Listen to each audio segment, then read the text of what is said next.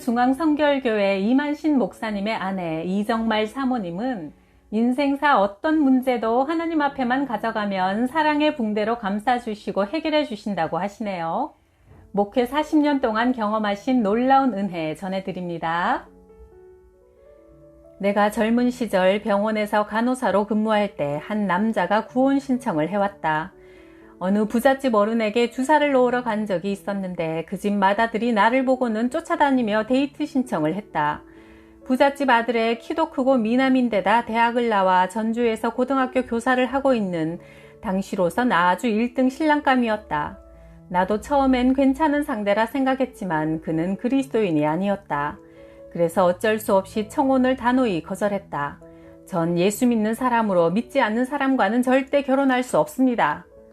정 그러시다면 부모님이 불교를 믿고 계시니 부모님이 돌아가시면 저도 꼭 예수님을 믿겠습니다. 그러니 저와 결혼해 주십시오. 그 사람은 막무가내로 내가 아무리 싫다고 해도 병원 앞에서 내내 기다리다 나를 졸졸 따라다녔다. 주위에선 그렇게 훌륭한 신랑감인데 왜 시집을 안 가냐고 난리였다. 부모님이 돌아가시면 믿는다는데 그러면 괜찮지 않은가 라는 유혹이 마음에 들어 고민하다가 하루는 빈 병실에서 밤새 기도에 매달렸다. 제 삶을 주관하시는 하나님 아버지, 제 결혼 문제를 놓고 주님께 기도드립니다. 지금 제게 청혼한 이 사람이 과연 주님을 믿을 수 있는 사람인가요? 제 배우자가 될 수 있는 사람인가요? 제게 확실한 응답을 주시면 하나님 뜻대로 하겠습니다. 나는 하나님의 응답을 받기 전까지는 일어나지 않겠다는 각오로 간절히 기도하고 또 기도했다. 얼마나 흘렀을까 갑자기 내 앞에 환상이 나타났다. 그 사람이 하얀 바지 저고리 차림으로 서 있는데 형사가 나타나 수갑을 탁 채워서 어디론가 데리고 가는 것이다. 그와 동시에 하나님의 음성이 들려왔다. 의인이 죄인과 어찌 함께 할 수 있겠느냐. 나는 분명한 응답을 주신 것이 너무나 감사해서 다시 하나님 앞에 서원 기도를 드렸다. 하나님 아버지, 바른 길로 인도해 주셔서 감사합니다. 앞으로 절대 세상 유혹에 흔들리지 않겠습니다. 결혼은 하나님이 정해주시는 깨끗한 의인과 하겠습니다. 기도 응답을 받은 나는 전주에 머무르고 있는 이상 그 사람이 계속 추근될 것이니 과감히 병원에 사표를 냈다. 그리고 그 후 하나님이 예비하신 남편 이만신 목사와 결혼해 40년간 사모의 사명을 감당하게 되었다. 남편 이만신 목사가 담임한 서울중앙성결교회는 1980년에 종로로 터를 옮겼다. 이를 위해 1970년대 중반부터 온 교우들이 스스로 건축 헌금에 나섰고 우리 가정도 4천만 원이라는 거금을 약정했다. 서울로 오기 전 부평에서 신촌 성결교회를 사역할 때 내가 조산원을 운영하여 애써 모은 돈으로 장만한 집이 있었다. 이번에 약정한 건축 헌금을 하기 위해 그 집을 팔기로 했다. 그곳 복덕방에 알아봤더니 당시 시세로 1,000만 원이라 했다.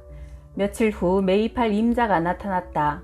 뜻밖에도 1,500만 원이나 쳐준다기에 순순히 계약하고 계약금으로 150만 원을 받았다. 그런데 기도하는 중 하나님의 음성이 마음속에 자꾸 울렸다. 해약하라. 깜짝 놀랐다. 좋은 가격에 파는 것이고 해약하면 계약금의 2배를 위약금으로 물어내야 하는데 말이다. 하나님의 뜻대로 일을 진행해 주시면 저는 그대로 따르겠습니다. 기도하고 잔금일에 매입 계약자와 만났다. 그 사람은 한참 머뭇거리다가 입을 뗐다. 저 해약해 주시면 고맙겠습니다만. 신기한 일이었다. 우리 쪽에서 먼저 해약하려 했는데 그쪽에서 먼저 해약하자고 나오다니. 도대체 무슨 일로 해약하려 하시죠? 물었더니 우리가 사정이 급하게 돼서 지금 그 집에 새들어 사는 6가구를 사흘 안에 모두 빼주시든가 그렇지 못하면 해약을 해주세요. 이렇게 하여 그 집은 하나님이 원하시는 대로 해약이 됐다. 그런데 사흘 후 다시 그 계약자로부터 연락이 왔다. 사모님, 죄송하지만 그 집을 다시 샀으면 합니다. 제가 500만 원을 더 올려서 2천만 원을 드릴 테니 저한테 파세요. 참 알다가도 모를 일이었다. 나중에 알고 보니 우리 집 주변이 도시계획에 편입되어 그 집이 시내 중심가가 되는 상황이었다. 현재 그 집에는 은행이 들어서 있다. 그랬기에 그 계약자가 도시계획 상황을 유심히 살피면서 이랬다 저랬다 요령을 피운 것이다. 기도 끝에 우리는 그 집을 5천만 원에 내놓았고 얼마 되지 않아 바로 팔렸다. 하나님은 그렇게도 오묘하신 분이었다. 그래서 우리는 약정한 4천만 원 헌금을 거뜬히 기쁜 마음으로 낼 수 있었고 나머지 1,000만 원은 양도소득세 등의 세금을 내는 데 사용했다. 내가 초등학교 4학년 때 어머니는 집안에 불상을 차려놓고 동네 다니며 포교하시고 새벽 4시면 일어나 불공을 드리는 불교의 독실한 골수 신자였다. 엄마, 그렇게 새벽부터 불공 드린다고 부처님이 뭐 들어주시는 줄 알아? 부처는 신이 아니야. 그냥 쇠 붙이고 돌덩어리란 말이야. 한갓 우상에 지나지 않아. 진짜 신은 하나님이야. 예수님을 영접하고 하나님을 믿어야 엄마도 우리 집도 구원받는 거라고. 그러니 이제 우리 하나님 믿자. 응, 엄마? 아니, 인연이 미쳤나? 어디서 감히 부처님의 노여움을 살려고? 너나 믿든지 말든지 맘대로 해. 이 애민 오직 부처님밖에 없어. 지금까지 우리 집이 잘 지나온 것도 다 부처님 은덕이야. 내 어설픈 전도가 시도 먹히지 않자 나는 새로운 방법을 쓰기로 했다.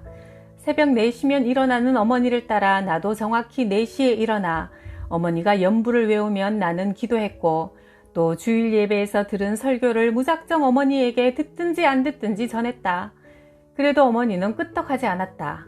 나는 다시 새로운 결심을 했다. 어머니가 예수님 앞으로 돌아올 때까지 주일날은 무조건 금식하기로.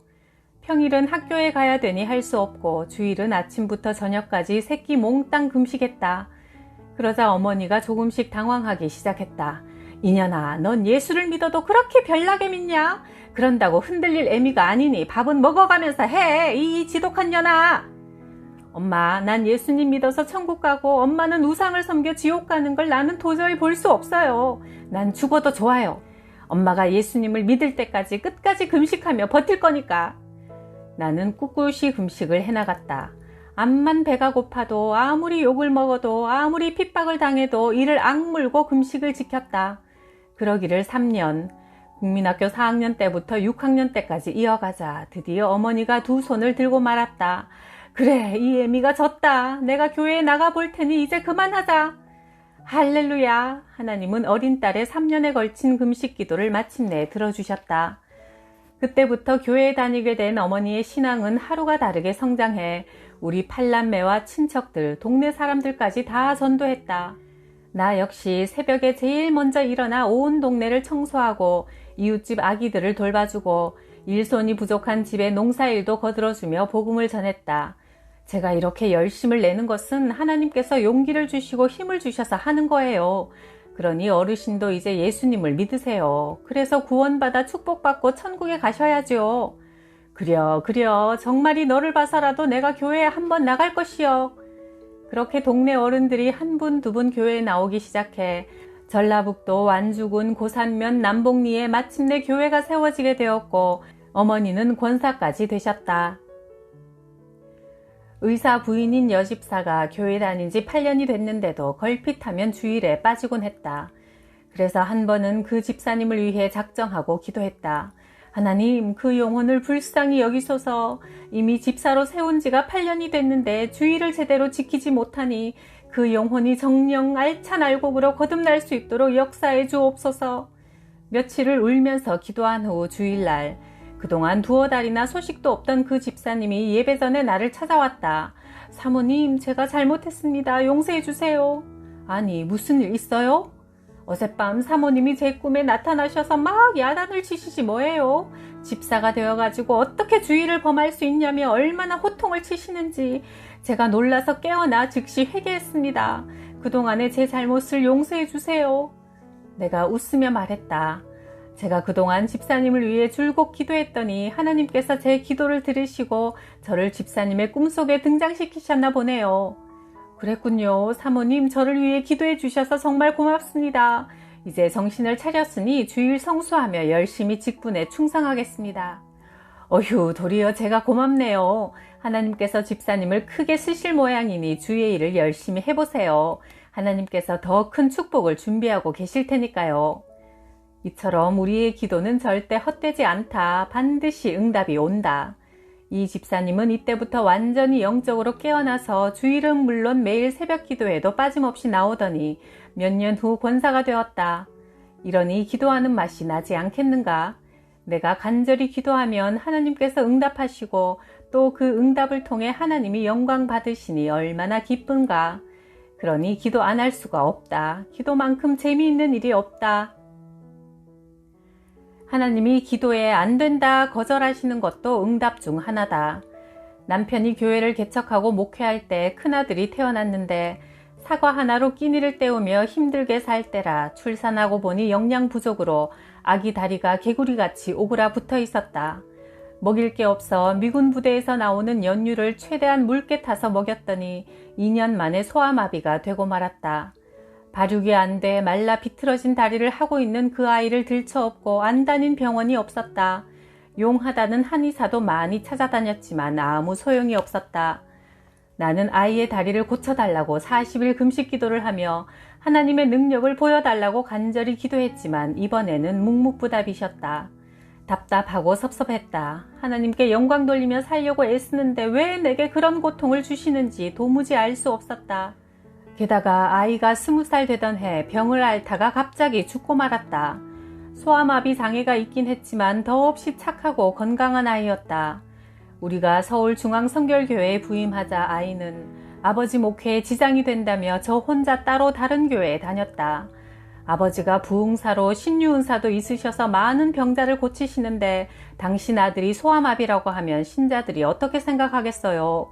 아버지 목회에도 지장이 될 뿐더러 하나님께도 영광이 되지 않을 테니 제 걱정일랑 마시고 아버지 어머니 두 분 맡은 일에만 충성하세요. 그렇게 속 깊던 아이가 느닷없이 죽어버렸으니 나는 병원 영안실에서 제정신이 아니었다. 가슴이 터질 것 같아 울며 불며 하나님께 매달렸다. 하나님, 우리 아이를 살려주세요. 예수님께서 죽은 나사로를 살리셨듯이 우리 아이도 살려주세요. 하나님은 무엇이든지 다 하실 수 있잖아요. 전 이 아이가 없으면 못 살아요. 제가 대신 어떤 희생을 치러도 좋으니 불쌍한 제 아들을 꼭 살려주세요, 하나님. 꼬박 이틀 밤낮을 한잠도 자지 않고 그렇게 간절히 하나님께 매달렸다. 장례를 치러야 하는 사흘째 날 새벽, 하나님의 음성이 조용히 들려왔다.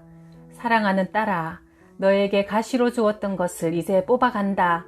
네가 그 아이를 데리고 있는 것보다 내가 데리고 있는 것이 그 아이도 행복하다. 그러니 슬퍼 마라. 이 세상은 잠깐 있다 가는 것, 더 좋은 곳으로 데려갔으니 평안하라. 세상은 짧지만 하늘나라는 영원하다. 그 순간 어디선가 툭 소리가 나더니 내 마음에 평안이 깃들기 시작했고 쉴 새 없이 흐르던 눈물이 딱 멈췄다. 그 툭 소리는 내 마음에 가득 찼던 근심, 불안, 원망이 끊어져 나가는 소리였다. 모든 것이 하나님의 섭니다. 태어나는 것도 죽는 것도 다 하나님의 뜻이다. 우리 인간에게는 각자 빨리 죽으나 늦게 죽으나 하나님이 원하시는 만큼의 수명이 있는 것이다. 거기엔 인간의 잣대로 잴 수 없는 무한한 하나님의 뜻이 담겨 있다. 그것이 하나님의 섭니다. 그러므로 우리 그리스도인들은 세상의 슬픔에 너무 빠져들어선 안 되겠다. 어떤 고난과 슬픔에도 하나님의 오묘하신 뜻이 담겨져 있는 법이다. 세상 근심 걱정일랑 모두 기도로 하나님께 맡기고 우리는 그저 하나님의 뜻을 구하면 우리를 통해 하나님은 당신의 영광을 위해 역사를 이루어 가신다. 이런 응답을 받고 나서 나는 비로소 아들 잃은 슬픔에서 벗어날 수 있었다. 오히려 내 아들은 이제 세상에서 누릴 수 없는 평안과 행복을 하나님 곁에서 마음껏 누리고 있다는 믿음을 갖게 되어 감사하게 되었다. 그 뒤로 나는 교인들을 신방하며 내게 주신 하늘의 위로를 아픔을 당하는 교인들과 나누게 되었다.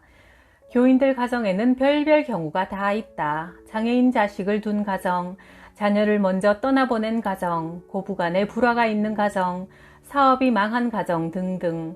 내가 이미 그런 고통을 다 겪어보았기에 내 경험을 예로 들며 동병상련의 마음으로 교인들을 위로하면 모두 고통을 이겨나갈 수 있는 용기와 힘을 얻곤 한다. 우리 그리스도인이 고난을 겪을 때 세상적인 방법으로만 해결하려 하면 그 고난에서 벗어나기가 어렵다. 이 시련을 통해 하나님께서 무엇을 이루시려고 하는지 끊임없이 기도하며 살피면 하나님께서 위로를 주시고 어려움을 극복할 길을 보여주시고 하나님 앞으로 더욱 가까이 다가갈 수 있도록 은혜를 주신다. 우리는 그런 하나님을 신뢰하기만 하면 되는 것이다. 우리가 살아도 주를 위하여 살고 죽어도 주를 위하여 죽나니 그러므로 사나 죽으나 우리가 주의 것이로다. 로마서 14장 8절. 남편 이만신 목사가 처음 개척하여 목회한 경기도 부평의 신촌 성결교회는 날로 부흥해 갔다. 처음 12명으로 시작한 천막교회가 어느새 400명 이상 모이는 튼튼한 교회로 자랐다. 나는 간호사 출신이라 조산원을 운영했는데 그 사업도 기반이 잡혀 날로 번창해 나갔다. 나는 어느덧 교회에서 11조를 가장 많이 내는 사람이 되었다. 그렇게 아무 걱정 없이 평안한 나날을 보내던 어느 날 기도 중에 서울로 교회를 옮겨갈 것이라는 계시를 받게 되었다. 그리고 몇 달 후 서울중앙성결교회에서 난데없이 남편 목사 앞으로 청빙서가 날아들었다. 너무나 놀랐다. 서울중앙성결교회는 1907년에 창립되어 역사와 전통에 빛나는 훌륭한 교회였기에 고작 부평에서 개척교회를 일궈낸 목사에게 청빙을 해온 것이 신기했다. 얼마 전 남편이 그 교회에서 부흥회를 성공리에 인도했는데 그 영향이 큰 듯했다. 남편이 말했다. 여보, 너무 뜻밖의 청빙이라 어떤 결정을 내려야 할지 갈피를 못 잡겠소. 그래요. 하나님이 가라시면 가고 가지 말라시면 가지 맙시다. 하나님께서 확실한 답을 주실 때까지 우리 함께 기도로 매달려 봐요. 남편은 삼각산에서 일주일 금식 기도를 했고 나는 집에서 기도했다. 일주일 후 남편은 환한 얼굴로 돌아와 청빙한 교회로 가라는 응답을 받았다고 했다. 그러나 내 속마음은 옮기고 싶지 않았다. 교회도 잘 되고 조산원도 잘 되고 교인들과도 정이 깊이 들어 실로 오랜만에 아무 걱정 없이 넉넉한 생활을 하고 있었으니 굳이 옮길 필요가 없었다. 그래서 솔직하게 기도했다. 하나님, 사실 전 안 갔으면 좋겠습니다. 아무 불편 없이 편안하게 지낼 수 있는 이곳에 계속 있고 싶습니다. 그러나 제 뜻대로 마시고 확실한 답을 주옵소서. 바로 그 순간 네가 하나님과 재물을 겸하여 섬길 수 없다. 누가복음 16장 13절 말씀이 번쩍 떠올랐다. 하나님이 내 마음을 꿰뚫어 보신 것이다. 하나님을 믿고 하나님께 영광 돌리며 산다고 하지만 은근히 돈에 대한 욕심과 돈이 주는 편안함에 젖어 있었으니까. 하나님의 명령은 단호했다. 세상 것을 포기하고 하늘의 영광을 위해 살 것을 요구하고 계셨다. 결국 우리는 20년간의 부평 목회와 조산원 사업을 정리하고 1974년 서울중앙성결교회에 부임했다. 새로운 교회에서 매일 철야 기도를 드리는 중 그 교회의 영적 상태를 환상으로 보여주셨다. 당시 중앙성결교회는 500명 신자가 모이고 있다고 했지만 교인은 보이지 않고 빈 의자만 가득하더니 잠시 후 목사님과 교인들이 모두 승복 같은 회색 옷을 입고 나타났다. 하나님의 음성이 들렸다. 내가 사랑하는 이 교회가 아직 영적으로 미숙하니 무엇보다 교인들의 영성 개발에 힘써 영적인 교회로 만들어라. 아니나 다를까 부임하고 보니 은퇴 목사님과 당회가 재산권 문제로 12년간이나 법정 싸움을 하고 있는 중이었다.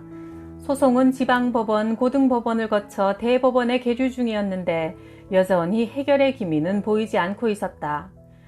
주일 예배 중에 두 파가 강단으로 몰려나와 서로 마이크를 빼앗고 소리를 지르며 난동을 피우고 반대파 장로님이 목사님의 멱살을 잡아주고 막 대드니 교인이 500명에서 400명으로 300명으로 자꾸 줄어갔다. 보다 못한 남편이 마침내 결단을 내리고 부평 신촌 성결교회를 사임하면서 받은 퇴직금을 전부 당회에 내놓았다.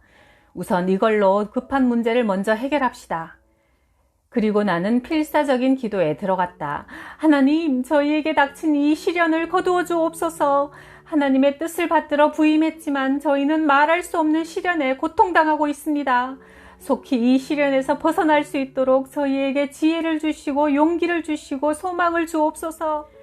그렇게 밤새도록 강단에 엎드려 기도하는데 갑자기 예배당 문이 확 열리더니 키가 크고 검은 옷을 입은 누군가가 저벅저벅 다가왔다. 그 순간 온몸이 덜덜 떨리면서 저것이 바로 이 교회를 사로잡고 있는 마귀구나 하는 영감이 왔다. 이윽고 그 마귀가 내 코앞에 와서 딱 멈추어 내 어깨를 마구 흔들어대며 내가 기도하는 자리가 원래 자기 자리라면서 막 비키라는 거다. 너무도 놀랐지만 이럴수록 정신을 바짝 차려야 한다는 생각이 들어 살아계신 하나님만 의지하면 된다는 믿음으로 담대히 소리쳤다. 사탄아 물러가라. 이 교회는 예수 그리스도께서 핏값으로 사신 주님의 것이다. 썩 물러가라. 그렇게 3번을 소리치자 그 검은 옷의 마귀는 온데간데 없이 사라지는 것이다. 그때 나는 깨달았다. 이 교회가 12년 동안 서로 물고 뜯으며 싸운 것이 바로 이 마귀 때문이었구나.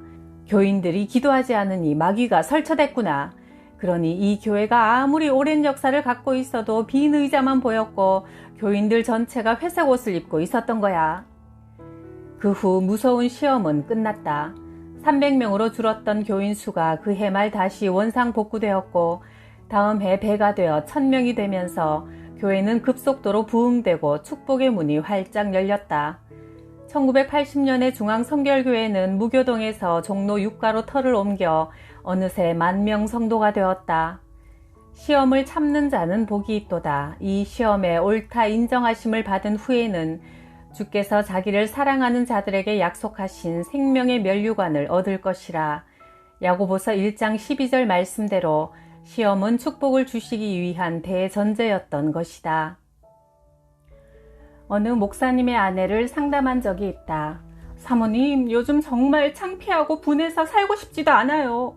교인들 보기 부끄럽고 하나님 앞에도 죄송하고 제 남편 목사님이 혼자 사는 여집사하고 눈이 맞아 좋아서 지내는 거예요. 본인들은 그런 게 아니라고 극구 부인하지만 이미 알만한 교인들은 다 알고 있는 사실이죠. 벌써 6년이나 되다 보니 교회는 온통 시험에 빠져 있어요. 300명 정도 모였는데 100명이나 빠져나가 버렸어요. 듣고 보니 정말 보통 심각한 문제가 아니군요. 그런데도 남편은 아직 정신을 못 차리고 아예 그 여집사가 혼자 사는 게 불쌍하다며 교회 전도사로 쓰겠다는 거예요. 교회 재직들이 신학교도 안 나온 여자를 어떻게 전도사로 쓰냐고 했더니 남편은 신학교를 보내면 되지 않느냐고 생떼를 부리고 있어요. 그러니 참다 못한 교인들이 이번에 또 한 50명 교회를 떠나려 해요. 그런데도 남편은 주일이면 버젓이 강단에 올라 설교를 하니 전 너무 기가 막히고 가증스러워 이제 교회도 못 나가겠어요. 그러니 이를 어떻게 하면 좋아요? 그 사모님의 목소리는 분함에 못 이겨 마구 떨렸다. 사모님, 그래 얼마나 속상하세요. 그러나 이럴 때일수록 정신을 가다듬고 침착해야 해요. 그건 분명 음란 마귀의 짓입니다. 목사님을 넘어뜨리고 교회를 깨뜨리려고 마귀가 장난을 치는 거지요. 그 음란 마귀를 물리쳐야 합니다. 맞아요. 그런데 남편 목사는 교인들이 다 나간다고 해도 정신을 못 차리고 아예 나 싫다는 못된 교인들 다 나가라 그래. 그러면 그 집사님을 전도사로 채용하고 내 소신껏 목회할 수 있으니 더 좋지 뭘 하면서 제 말은 아예 들을 생각도 안 하니 아이들 보기에도 너무 창피해요. 대학교, 고등학교 다니는 사남매가 교인들 보기 부끄럽다며 교회도 안 나가고 공부도 안 하니 이러다 애들도 다 탈선하고 말겠어요. 제가 왜 이런 시련을 당해야 하는지 너무너무 분하고 속상해요. 그래, 그 여집사는 어떻게 하고 있나요? 교인들이 하도 반대하니까 몇 주 동안 교회에 안 나오다가 지금 다시 나오면서 기필코 신학교에 가겠다고 설쳐대고 있죠. 거기다 이제 남편이 어디 부흥회를 인도하고 와서는 그 사례비를 아예 그 여집사한테 갖다 주기까지 해요. 불쌍하다는 핑계를 대며 이제 나의 공공연히 그 여집사 집을 출입하고 있으니 아이고 이를 어쩌면 좋아요. 사모님, 지금 슬퍼만 할 때가 아니에요. 그 음란 마귀를 속히 내쫓아야 해요. 지금부터 방법을 말씀드릴 테니 잘 들으세요. 먼저 기도부터 하세요. 결사적으로 하세요. 기도 외에는 마귀가 물러가지 않아요. 그러나 기도원이나 어디 다른 외부로 나가지 마시고 집에서 하세요. 사모님이 집을 비우면 음란 마귀에게 기회를 주어 더 설쳐댈 테니까요. 금식도 하시면서 하나님께 모든 염려를 맡기세요. 당신이 부둥켜 안고 있어봤자 하나도 해결 안 돼요. 그럼 그냥 무작정 기도만 하면 될까요? 응답받는 기도를 하셔야죠. 사모님이 먼저 하나님 앞에 회개해야 합니다. 사모님 자신을 가만히 돌아보세요. 남편하고 그 여집사가 죽이고 싶을 정도로 미우셨죠? 그렇게 당신 마음이 미움으로 가득 차 있으면 아무리 기도해봤자 소용없으니 사랑의 은사를 달라고 기도하세요. 그리고 이 일을 통해 하나님께서 선을 이루실 것을 감사하는 마음으로 기도하세요. 감사와 사랑과 기쁨은 성령의 역사지요. 그렇게 기도하면 반드시 하나님께서 해결해 주십니다. 그렇군요. 사모님 말씀이 100번 맞아요. 그동안 제 마음엔 미움만 가득 차 있었어요. 그리고 기도와 더불어 사모님이 하실 일이 또 하나 있어요. 사모님이 사남매나 낳아 기르셨다고 하니 이제 많이 늙으셨고 아내로서의 역할도 많이 시들해졌겠지요. 목사님도 남자입니다. 여자라고는 사모님 하나만 보고 살았을 텐데 사모님이 아내 역할도 제대로 하지 않고 시큰둥하게 있어 봐요. 교회 다른 여자들은 목사님 앞에서 곱게 화장하고 예쁘게 차려입고 있을 텐데 사모님은 이제 나이 들었다고 아무렇게나 편하게 하고 있으면 목사님인들 좋겠어요. 그럴 때 꼬리치는 여자라도 있으면 딱 흔들리기 십상이죠. 순간적으로 음란마귀가 틈타서 넘어진다고요. 그러니 아내 역할을 지혜롭게 잘 해야 합니다. 목사님이니 끄떡 없으려니 믿고 있다간 큰 코 다쳐요. 맞아요. 제가 남편을 너무 믿고 아내 역할을 소홀히 한 것 같아요. 그분이 원래 너무 착하고 진실했거든요. 교인들도 다 좋아했고요. 그런데 믿는 도끼에 발등 찍힌다고 어쩜 그렇게 싹 변할 수가 있는지. 그것 보세요. 당신이 아내 역할을 소홀히 한 틈을 타서 음란마귀가 쳐들어온 거예요. 그러니 이제부터라도 아내 역할을 충실히 해보세요. 남편에게 상냥하게 대하고 가끔 애교도 떨어보세요. 그리고 목사님한테 그동안 아내 역할 제대로 못해서 미안하다고 사과하세요. 성경에도 땅에서 풀면 하늘에서도 풀린다고 했잖아요. 그러니 남편에게 가서 먼저 묶인 것을 푸세요. 앞으로 당신만 위해 살겠다. 신혼 때처럼 서로 위하고 사랑하고 아끼며 살자고 말하세요. 처음엔 당황하고 반신반의하겠지만 차츰 목사님도 아내의 변화를 반가워할 거예요. 사모님 말씀을 듣고 보니 제가 몰라도 너무 몰랐군요. 정말 제가 잘못한 것도 많아요. 그리고 사모님 자신의 용모나 행동을 잘 관찰해 보세요. 옛날보다 훨씬 매력이 떨어졌을 거예요. 아마 그 여집사는 용모도 뛰어나고 목사님한테 고분고분 행동을 잘할 거예요. 그러니 사모님도 미용실에 좀 더 자주 가시고 집에서도 화장을 은은하게 예쁘게 하고 계시고 옷도 좀 멋있게 골라 입으세요. 남편을 위해서 기꺼이 그렇게 해보세요. 그런 방법을 기도와 함께 꾸준히 하시면 곧 하나님의 역사가 나타날 겁니다. 사모님 말씀을 들으니 이제야 제 마음이 좀 평안해지네요. 사모님이 일러주신 대로 힘써 볼게요. 그래요. 지난 6년 동안이나 남 몰래 마음고생하느라 얼마나 힘들었어요. 평안이 온다는 건 벌써 성령님이 임하고 계신다는 증거지요. 기도하시면서 내가 할 수 있는 노력을 다 하시면 하나님이 곧 아름다운 역사를 보여주실 겁니다. 그 이후 사모님이 아내로서 완전히 변화된 모습을 보이자 그 목사님도 차츰 자신의 잘못을 깨닫기 시작해 마침내 하나님 앞에서 크게 통회 자복하고 완전히 새 사람이 되어 열심히 목회에 임하고 있다는 반가운 소식을 듣게 되었다. 나는 결혼 전에 예쁘게 하고 다니면 남자들로 하여금 정욕을 품게 할까봐 일부러 화장도 하지 않고 치장도 하지 않고 다녔다. 그리고 남자하고는 아무리 목사님 장로님이라도 단둘이 5분 이상 같이 있어보지 않았다. 옛날에는 교회를 연애당이라고 놀리고 핍박하던 시절이라 쓸데없이 오해 사는 일이 없도록 하기 위해서였다. 그러나 결혼한 뒤에는 남편 목사님에게 아내로서 역할을 잘 하기 위해 화장도 하고 옷도 신경 써서 입고 다녔다. 목사라는 위치는 스트레스가 많다. 세상 남자들은 술, 담배도 하고 바람도 피우면서 얼마든지 풀 수 있지만 목사님들은 하소연하고 마음 의지할 때가 아내밖에 없다. 그런데 아내가 바쁘다며 전혀 외모에도 신경 쓰지 않고 아내로서의 역할을 소홀히 한다면 아무리 목사라도 그런 아내에게 실망하고 말 것이다. 신방을 가면 모든 여자 교인들이 집안을 깨끗이 하고 외모를 예쁘게 단장하고 대접도 융숭이 하는데 막상 집에 돌아오면 집안은 어수선하고 아내의 꼴도 엉망이라면 저절로 비교가 되니 목사님도 흔들리기 쉽고 마귀가 틈을 타게 된다. 목사 한 사람을 넘어뜨리면 교회가 무너지니 말이다. 그러므로 목사를 남편으로 두었다면 음란 마귀가 틈타지 않도록 항상 기도하는 동시에 아름다운 아내로서의 역할도 충실히 할 때 남편이 시험받지 않고 온전히 목회에 전념할 수 있을 것이다. 그것이 바로 동력자로서 하나님께 영광 돌리는 길이라 믿는다.